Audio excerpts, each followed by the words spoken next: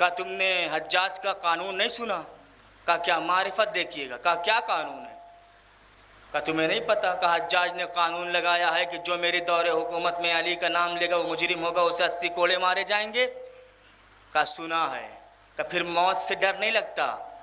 کہا سنو، میں مر جاؤں گا، میری نسلیں علی علی کریں گی، لیکن علی کا ذکر نہیں رکے گا۔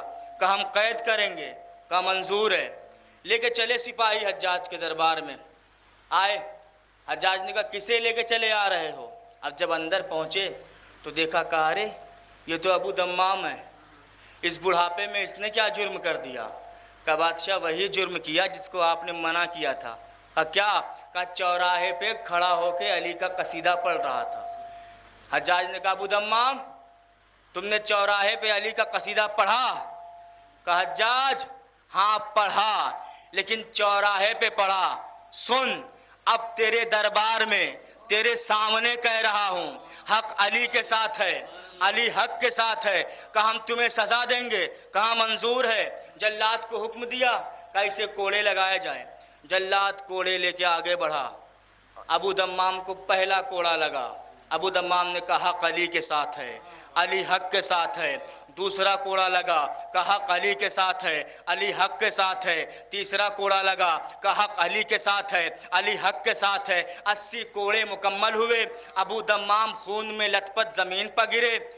سپاہیوں نے کہا حجاج ابھی بھی اس کے لب ہل رہے ہیں، یہ کچھ کہہ رہا ہے۔ کہا کان لگا کے سنو کیا کہہ رہا ہے۔ اب جو سپاہیوں نے کان لگایا، لرزتے ہونٹوں سے آواز آ رہی تھی، حق علی کے ساتھ ہے، علی حق کے ساتھ ہے، حق علی کے ساتھ، توجہ، علی حق کے ساتھ ہے۔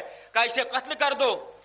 جیسے ہی قتل کا حکم آیا، ایک مشیر نے مشورہ دیا، سنو بوڑھا آدمی ہے، 80 کوڑے کھا چکا ہے، کچھ دیر میں یوں ہی مر جائے گا، اس کے قتل کا ذمہ اپنے کاندھے پہ کیوں لے رہا ہے، چھوڑ دے۔ اس کے بعد سمجھ میں آ گئی۔ سپاہیوں سے کہا سنو، ابو دمام کو اس کے گھر چھوڑ کر آؤ۔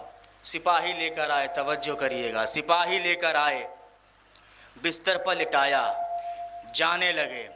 ابو دمام نے جاتے ہوئے سپاہیوں کو دیکھا، پوچھا جا رہے ہو؟ کہا ہاں۔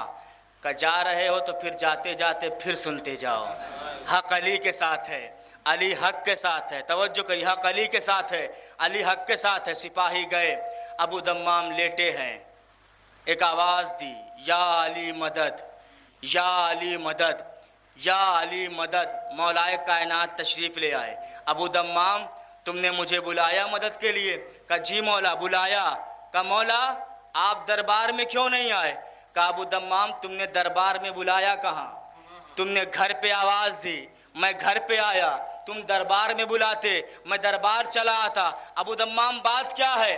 کہا مولا اصل میں بات یہ ہے کہ 80 کوڑے کھا چکا ہوں، توجہ کریے گا، 80 کوڑے کھا چکا ہوں، جسم لاغر ہو گیا ہے، سارا خون بہہ چکا ہے، مولا بس اتنی سی طاقت دے دیجئے، اتنی سی طاقت دے دیجئے کہ میں پھر ایک مرتبہ اس کے دربار جاؤں اور کہہ کر آؤں حق علی کے ساتھ ہے، علی حق کے ساتھ ہے، حق علی کے ساتھ ہے، علی حق کے ساتھ ہے۔ مولائے کائنات بڑھے، ابو دمام کے جسم پر ہاتھ کو پھیرا، سارے زخم اچھے ہو گئے۔ ابو دمام مسکرا اٹھے، مولا آپ کا شکریہ، آپ نے احسان کر دیا۔ مولا نے کہا ابو